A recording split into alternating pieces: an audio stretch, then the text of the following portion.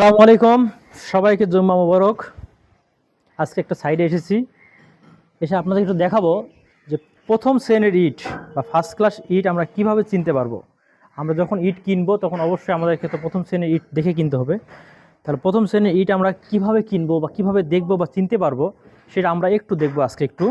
আমার হাতে দুইটা ইট আছে, জায়গায় একটা আমি নিলাম, একটা রেখে দিলাম, পরে নিচ্ছি। ইট টেস্ট করার প্রথম কথা হচ্ছে চোখে দেখে। আমরা যেহেতু ফিল্ড টেস্ট করতেছি, এখানে কোনো ল্যাব না, আমরা ফিল্ড টেস্ট করতেছি। ফিল্ড টেস্টে আমাদের কিছু কিছু বিষয় খেয়াল রাখলে আমরা একটু দেখতে পাবো যে ইটটা এক নাম্বার কিনা।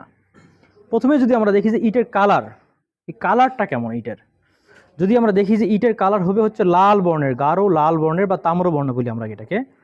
আমরা ইটটা দেখতে পাচ্ছি, এই ইটের কালারটা গাঢ় লাল বর্ণেরই আছে। ইটের কালারটা আলহামদুলিল্লাহ খুবই ভালো আছে।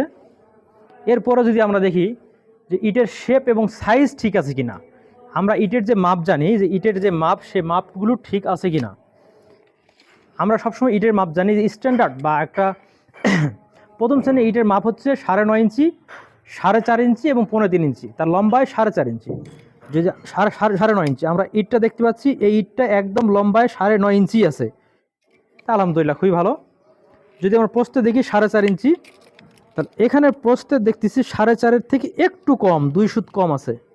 4.5-এর থেকে 2 সুত কম আছে, 4.5 নাই। এবার আমরা যদি হাইট দেখি ইটের, তাহলে 3.5, এতেই আলহামদুলিল্লাহ এটা 3.5 আছে। তার মানে বুঝতে পারতেছি আমরা ইটের শেপ সাইজ শুধু প্রস্থে একটু কম আছে, বাকি লম্বা এবং হাইটে ঠিক আছে। এরপর দেখতে পাবো আমাদেরকে যে ইটের যে শেপ সাইজ, শেপ উপরে যে ফেসটা, এই ফেসটা স্মুথ কিনা। কিন্তু না, আমরা দেখতে পাচ্ছি এখানে স্মুথ না, বিভিন্ন দেখা যাচ্ছে ভিতরে গর্ত গর্ত, উঁচা নিচা, ফাটল। কোনো ফাটল থাকা যাবে না, দেখতেছি এখানে অসংখ্য ফাটল আছে। যেখানে আমরা ফাটল, যেখানে আমরা খুলতে পারতেছি এখানে ফাটল আছে, তা বুঝতে পারছি। তাহলে আমার ফাটলে দেখতে পাচ্ছি এই দিক দিয়ে খুব একটা ইটটা খুব একটা ভালো মানের নয়। তারপরে দুইটা যদি ইট আমরা নেই, পাশাপাশি আমরা যখন দুইটা ইট নিব, ইট নিয়ে যদি আমরা এই দুটা ইট নিলাম, ইট নিয়ে সেই ইট দুটো আমরা যদি সাউন্ড করি, যে সাউন্ড পরীক্ষা দেখি, তাহলে ইটটা সাউন্ড অবশ্যই মেটালের মতো হতে হবে।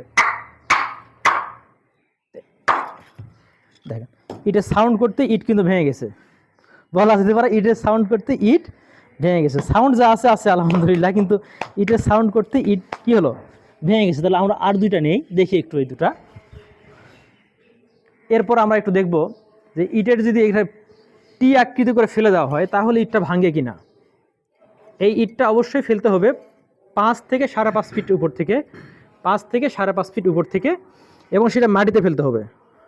অবশ্যই মাটিতে ফেলতে হবে। আমরা দেখব একটু মাটিতে ফেলে দেখবো ইটটা ভাঙে কিনা। যদি ভাঙে তাহলে অবশ্যই 1 নম্বর ইট হবে না, আর যদি না ভাঙে তাহলে অবশ্যই 1 নম্বর ইট হবে। দেখ, ইট কিন্তু ভাঙেনি, আমরা দেখতে পাচ্ছি ইটটা ভাঙেনি। তারপর যদি মনে হয় আরেকবার টেস্ট করতে পারি, আমরা 2বার দেখতে পারি যে আসলে ভালো কিনা। একটু শক্ত জায়গায় দেখি, এই হাইট থেকে ভাঙেনি, ইট কিন্তু ভাঙেনি। তার মানে বুঝতে পারতেছি যে অবশ্যই এটা ভালো মানের ইটই, খুব একটা এটা অবশ্যই পোড়া ভালো আছে, এবং এটার গুণগত মান নিয়ন্ত্রণ করা আছে জন্য ইটটা কিন্তু ভাঙেনি। হয়তো বাকি কিছু হয়তো কিছু সমস্যা আছে, হয়তো তার শেপটা ভালো নয়, কিন্তু অবশ্যই ইটটা পোড়া অবশ্যই ভালো আছে। ধন্যবাদ সবাইকে।